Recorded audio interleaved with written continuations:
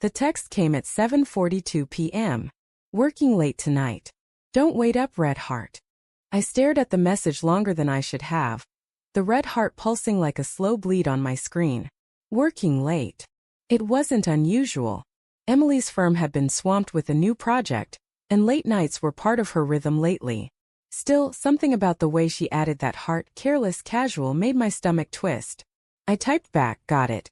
Don't overwork yourself, and dropped the phone onto the couch. But it didn't sit right. It had been 3 weeks of late nights, of empty dinners, cold leftovers, and a bed that smelled more like her shampoo than her warmth. 3 weeks of excuses that made sense until they didn't. I tried to shake it off, telling myself I was being paranoid. Emily wasn't the type. We'd been together 5 years, and she was the steady one. Organized, thoughtful, loyal to a fault. She wouldn't betray me. She couldn't. Still, that night, something felt off enough that I called her best friend, Lily.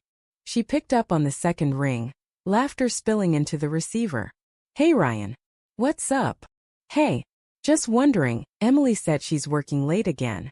Is she okay? I feel like I haven't seen her in forever. The laughter faded. Oh, she said that?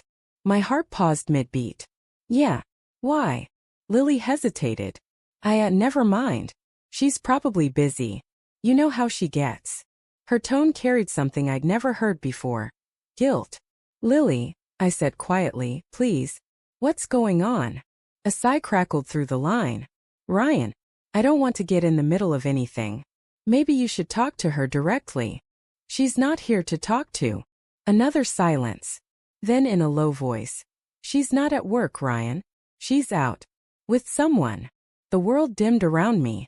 What do you mean with someone? I saw her earlier tonight. At the Willow Bar. With a guy. The Willow Bar. 20 minutes from her office. The same place we'd gone for our anniversary 2 years ago. Lily's words landed like glass underfoot. Are you sure? I wish I wasn't. I thanked her, though I didn't know why, and hung up. For a moment I just sat there staring at the wall. My brain refused to process it. Emily wouldn't. Not her. But my hands had a mind of their own. I grabbed my keys and drove. The Willow Bar was half full, its dim lighting wrapping every table in a haze of secrets. My heart pounded so loudly I thought someone might hear it. And then I saw her. Emily. She was sitting near the window, leaning forward with that familiar animated laugh, the one that used to be reserved for me. Across from her sat a man in a suit, clean-shaven, handsome in a sterile sort of way. His hand brushed hers briefly but knowingly. She didn't pull away. I froze. The air seemed to thicken, my lungs refusing to cooperate. It wasn't just the sight, it was the ease, the comfort between them. Like this wasn't new. I could have stormed in, made a scene, but instead I watched. Because somehow watching hurt worse and I needed to feel all of it. After a few minutes I turned and walked out before she could see me. The night air hit me like ice, sobering me in an instant. My phone buzzed just as I reached the car. Emily. Still at work. Don't wait up, love you. My grip tightened around the phone until my knuckles went white. The lie was seamless. Effortless. When she got home past midnight, I was still awake. She slipped through the door softly, heels in hand. Her eyes widened when she saw me on the couch. Oh, you're up, she said, feigning surprise. Couldn't sleep. I tried to keep my voice steady. Long night. She nodded, setting her purse down. Yeah, just meetings and reports. You know how it is. Sure, I said. How's the Willow Bar these days? The name hit her like a slap. Her face went pale, her lips parting without sound. What? I said, how's the Willow Bar? I leaned forward. You looked happy there. Her jaw trembled. Ryan, don't lie. She dropped her gaze.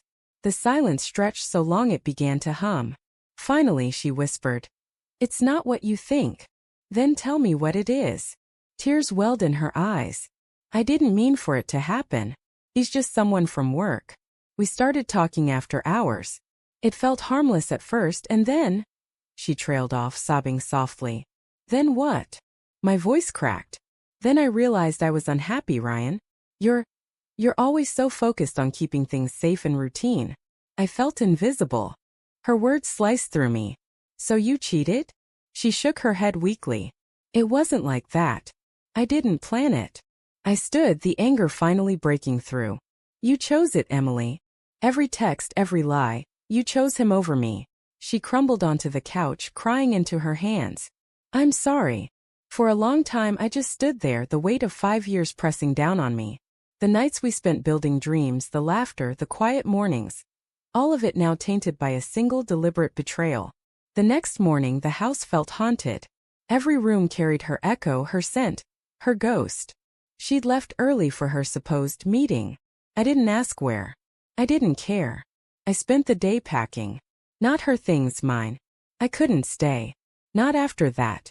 When she came home and saw the half-empty closet, she froze. Ryan, what are you doing? I'm leaving, I said simply. Her eyes widened. Please don't. We can fix this. I'll end it with him. I already have. Do you even know how many times I've heard that line? I said, almost laughing. Once you cross that line, there's no going back. She stepped closer, her voice trembling. I made a mistake, Ryan. I was stupid. But I still love you. I looked at her, really looked at her, the woman I once thought I'd marry. And for a second I saw the girl I fell in love with. But then I remembered the text. The lie. The image of her smiling across from another man. You loved me, I said quietly. Past tense. She broke down, clutching my arm. Don't go. Please.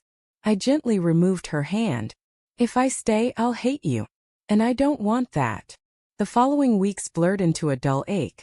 Friends tried to help. But betrayal isn't something you get over. It stains everything, your trust, your reflection, your sense of worth. Every night I replayed it all, the lies, the texts, the moments I ignored my gut. I wasn't angry anymore. Just hollow. Then one evening I got a message from her. I miss you. I'm sorry for everything. Can we talk? I stared at it for a long time. My heart wanted to answer.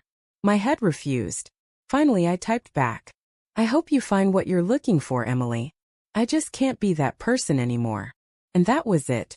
No grand confrontation. No closure that tied things neatly in a bow. Just silence, the kind that feels final. Months later, I walked past the Willow Bar again.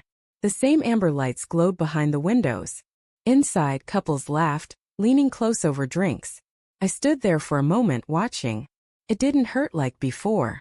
The wound had become a scar. Still there, still sensitive, but no longer bleeding.